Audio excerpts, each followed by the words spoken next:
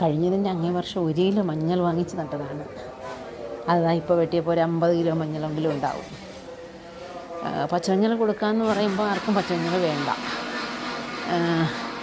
കാരണം അവർ നമ്മൾ കൊടുക്കുമ്പം ആർക്കും വേണ്ട. പക്ഷെ നമ്മളിന്ന് വാങ്ങിക്കുവാണെങ്കിൽ നല്ല പൈസ ആവുകയും ചെയ്യും. അപ്പോൾ ആർക്കും വേണ്ടാത്തത് കൊണ്ട് അതുങ്ങൾ വലിയ കലമെടുത്തടുക്കി വെച്ച്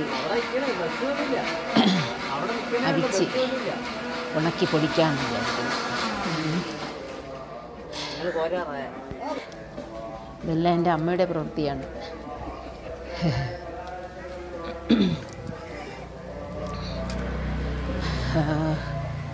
അവരുടെ വീട്ടിൽ തന്നെ മഞ്ഞൾ വെട്ടിയതും എല്ലാം.